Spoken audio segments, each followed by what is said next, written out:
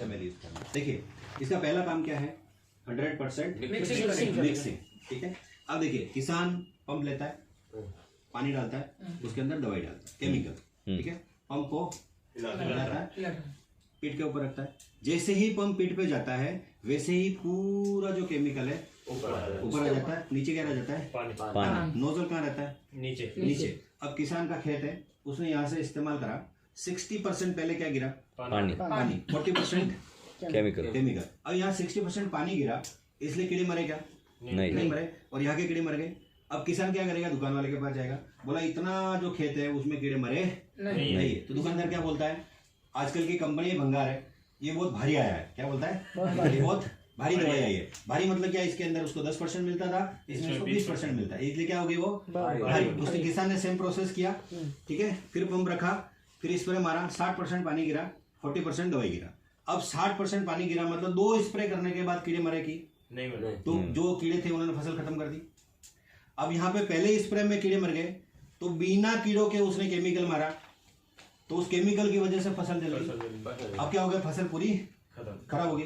अब वो किसान वापस जाता दुकान वाले के पास, आपने बोला था भारी डाला, लेकिन फिर भी मेरा पूरा खेत खत्म हो गया। तो दुकानदार के पास एक उत्तर रहता है कि कदाचित आपकी फसल के ऊपर वायरस आया रहेगा। क्या वायरस आया रहेगा। अब ये वायरस आया है का वायरस लाया है?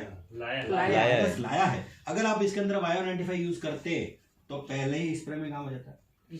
तो जहां जहां किसान पंप उठाता है वहां इस बायो 95 का सेल हो सकता है। वाटर सॉल्युबल है ना? बराबर है। हाँ, क्योंकि रोज हमें क्या चाहिए?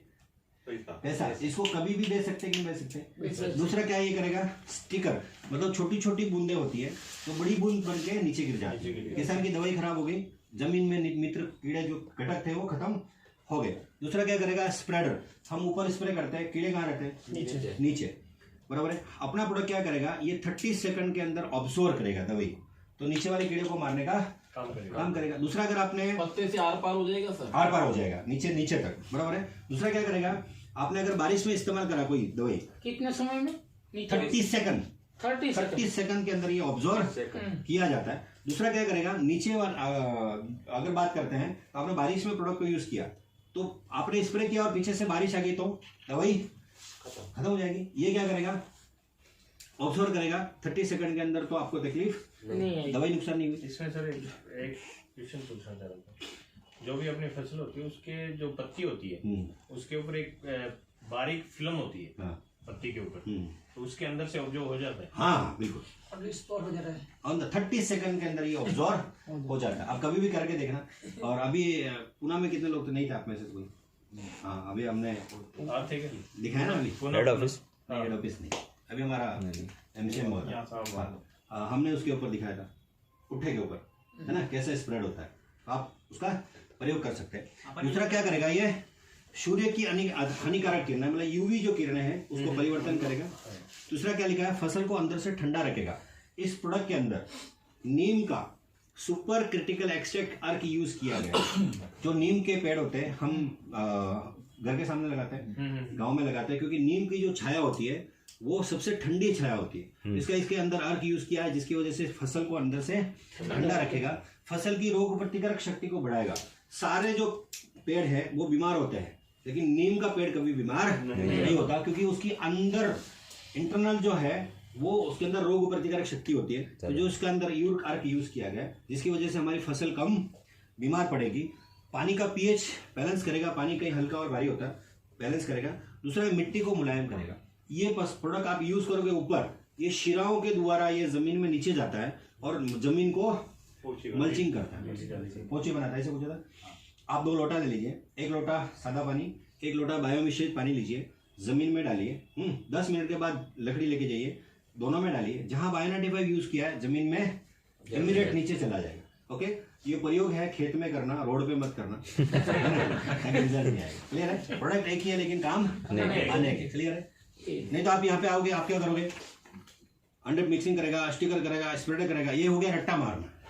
और जो मैंने बताया वो है एक्सप्लेन। तो आप एक्सप्लेन करोगे तो किसान को समझ में आएगा। कोई भी चीज एक्सप्लेन करनी पड़ती ना, खाली रट्टा मारने में नहीं। मतलब नकल में भी थोड़ी अकल लगानी जरूरी है। क्लियर है? क्योंकि देखो दूसरी चीज़ है, मुझे पता है हमारे पास 54 प्रोडक्ट्स है, हम 30 दिन भी अगर इसकी प्रैक्टिस करेंगे तो भी पूरा नहीं होता। आज का ये 2 दिन का हमारा उद्देश्य क्या है सिर्फ मालूम है, आपको यहाँ पे खड़ा करके बुलवाना और कुछ नहीं। कितना दिमाग में जा रहा है, कितना सीख रहे हो, कितना याद है, वो हमें कोई लेना देना है। हम ये चाहते हैं 2 दिन यहाँ खड़ा रह के आप बोलो, ताकि आपका हेजिटेशन, डर, क्योंकि नेटवर्क मार्केटिंग या सेल्स में सबसे बड़ा दुश्मन है वो है डर। क्या है? लोगों के सामने खड़े रह के बोलने का डर, जो हम निकालना चाहते हैं। बराबर है? और आप सोचो आने वाले दिनों में ऐसे ही अगर आपके नीचे से यहाँ लोग आएंगे तो उनका क्या निकलेगा? डर।